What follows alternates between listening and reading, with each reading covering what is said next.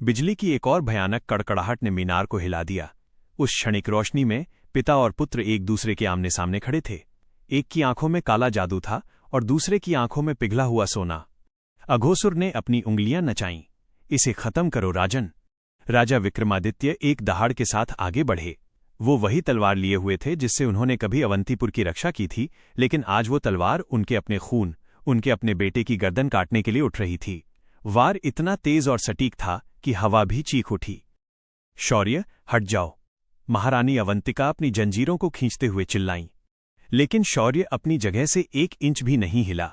उसने अपनी आंखें बंद नहीं कीं। उसने तलवार को अपनी ओर आते देखा। गुरु महाकाल के शब्द उसके कानों में गूंज रहे थे। शक्ति का प्रयोग रोकने के लिए नहीं, दिशा बदलने के लिए करो। जैसे ही ठंडी स्टील की धार उसकी गर्दन को छूने वाली थी, शौर्य ने बिजली की रफ्तार से अपने दोनों हाथ ऊपर उठाए और एक जबरदस्त ताली बजाने के अंदाज में तलवार की धार को अपनी दोनों हथेलियों के बीच जकड़ लिया। Blade catch. छनन्ना। धातु के टकराने की आवाज किसी मंदिर के घंटे जैसी गूंजी। चिंगारियां उड़ीं और शौर्य के चेहरे को रोशन कर गईं। राजा विक्रमादित्य पूरी ताकत लगा रहे थे तलवार को नीचे धकेलने में। उनकी भुजाओं की मांसपेशियां फूल गई थीं, लेकिन शौर्य एक पर्वत की तरह अटल खड़ा था। उसकी हथेलियों से खून रिसने लगा, लेकिन वो खून लाल नहीं, सुनहरा था। पिताजी! शौर्य की आवाज में न तो गुस्सा था, न ही डर। उसमें बस एक बेटे का अधिकार था। आप अघोसुर के गुलाम नहीं हैं। आप रुद्रवंश के सूर्य हैं। अपनी चेतना को जगाइए। शौर्य का सुनहरा खून तलवार की धार पर लगा और वहां से होता हुआ राजा के हाथों तक पहुंच गया। जैसे ही वो रुद्र रक्त राजा की त्वचा से स्पर्श हुआ, एक चमत्कार हुआ।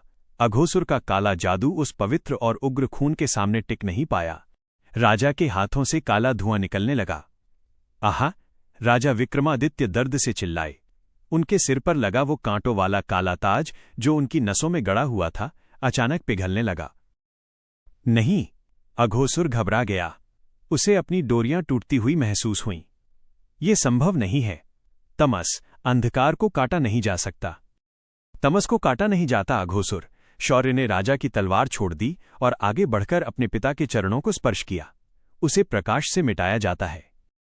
शौर्य के स्पर्श के साथ ही राजा के शरीर से अघोसुर का सारा प्रभाव एक झटके में बाहर निकल गया। राजा घुटनों के बल गिर पड़े। उनकी आंखों से वो लाल उन्माद गायब हो गया। वे हाँफ रहे थे, पसीने से लथपथ। उन्होंने कांपती हुई नजरों से ऊपर देखा। पुत्र! राजा की आवाज टूटी हुई थी। क्या मैंने तुम्हें चोट पहुंचाई? आपने नहीं पिताश्री। शौर्य ने उन्हें सहारा देकर जमीन पर लिटाया। वो कोई और था। अब आप विश्राम करें। शौर्य धीरे से खड़ा हुआ और मुड़ा। अब उसके और अघोसुर के बीच कोई नहीं था। न कोई ढाल, न कोई मोहरा। तूने मेरा खेल खराब कर दिया। अघोसुर गुस्से से पागल हो गया। उसका सौम्य चेहरा अब विकृत हो रहा था। उसकी छाया दीवार पर एक विशाल राक्षस का आकार ले रही थी। मुझे तेरा शरीर चाहिए था शौर्य।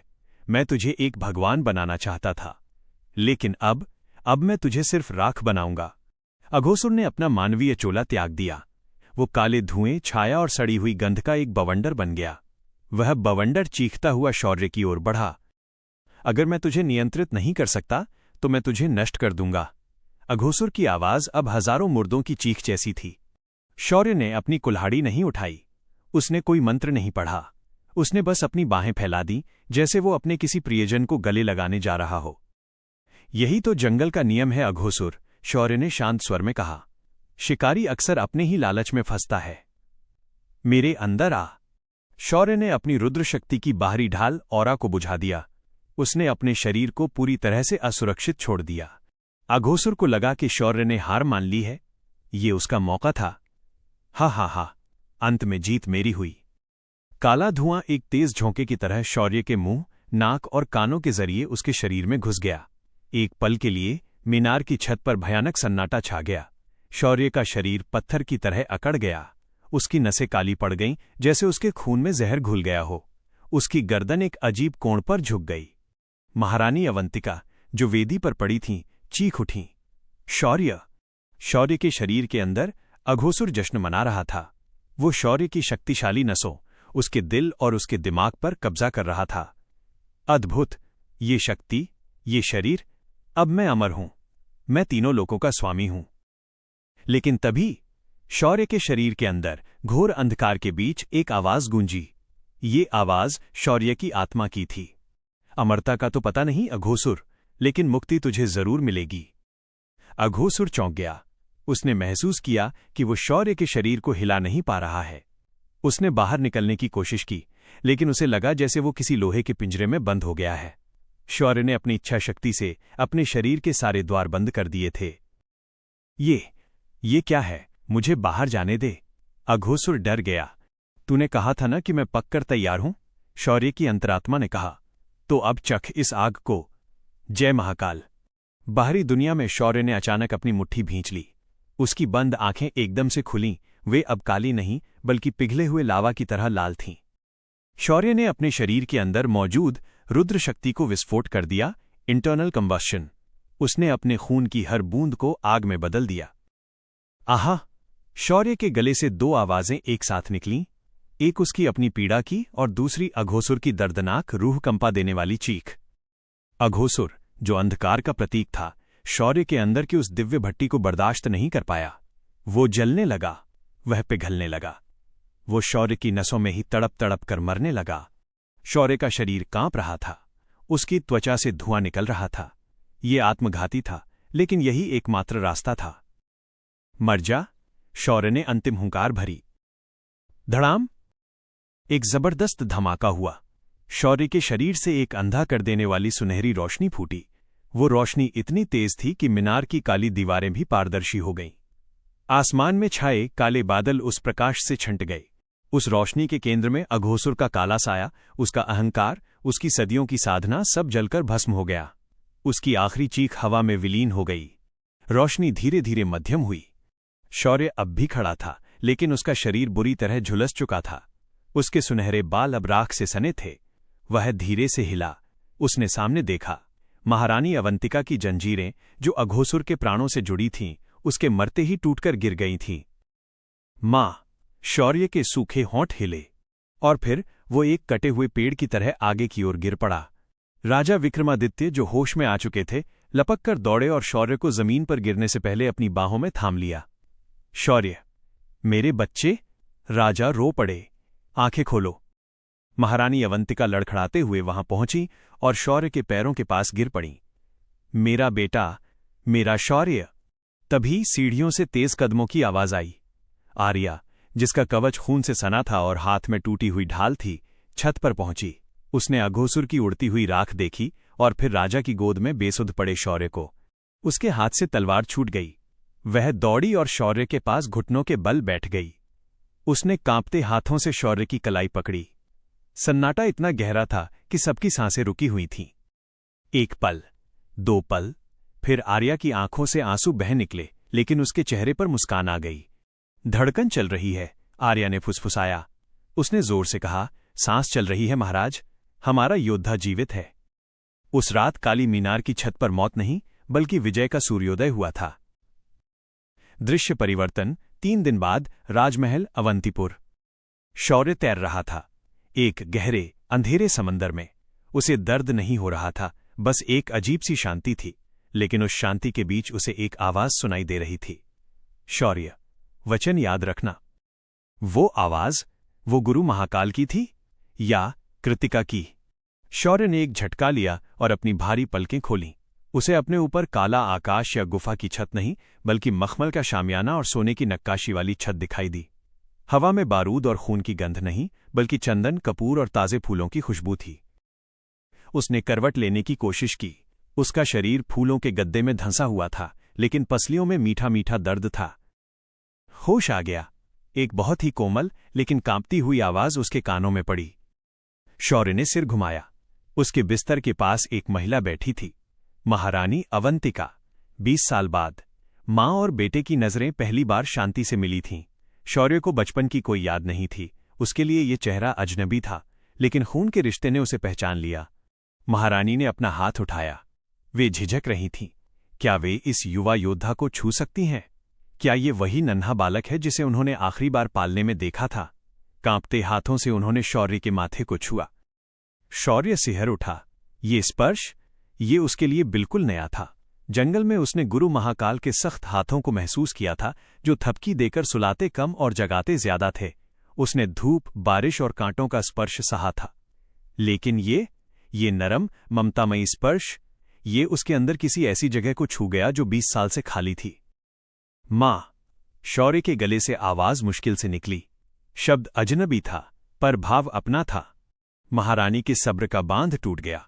उन्होंने शौर्य का माथा चूम लिया और रो पड़ीं। पास ही खड़े राजा विक्रमादित्य ने अपनी पत्नी के कंधे पर हाथ रखा। उनकी आंखों में भी नमी थी, लेकिन एक पिता का गर्व भी था। आराम करो पुत्र, राजा ने गंभीर लेकिन स्नेहपूर्ण स्वर में कहा। तुमने मृत्यु को हराया है। पूरा अवंतीपुर तुम्हारे ठीक होने की प्रार्थना कर रहा था।